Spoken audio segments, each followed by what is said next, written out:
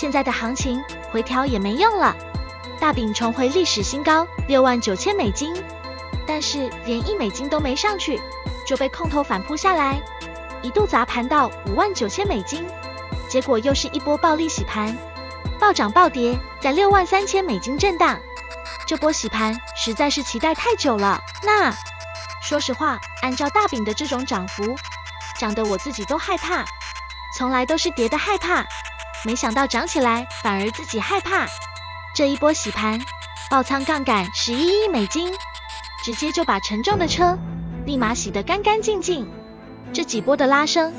我用自己的思考得出来以下几个问题与结论，不代表任何投资建议。一、为什么主力拉升得如此之快？我的答案，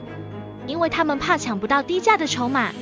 不管是微策略、方舟、贝莱德、富达等等，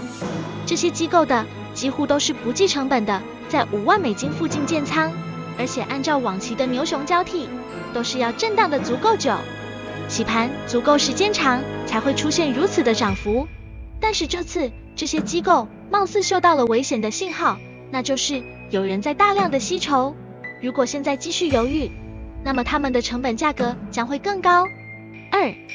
这次的洗盘为什么能够出现 Z 反？从69000美金跌59000、1万点的波动，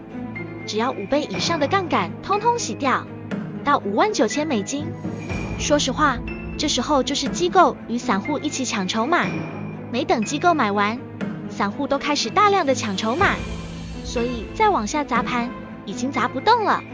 就是像我之前说的，哪怕你回调，你也是从一个很高的点回调到一个支撑位，这个支撑位远比之前的价格贵得多。三、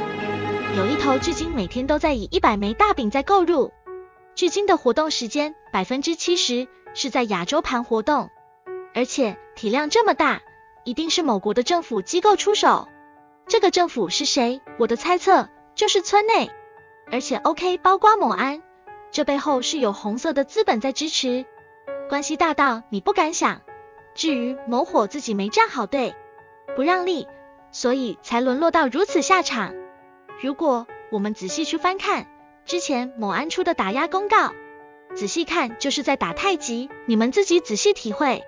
比特币价格突破了69000美元，然而却未能持续上涨，迅速被空头力量压制回落，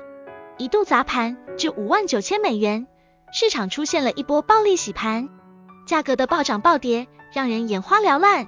接下来行情如何走？我的观点，继续上冲，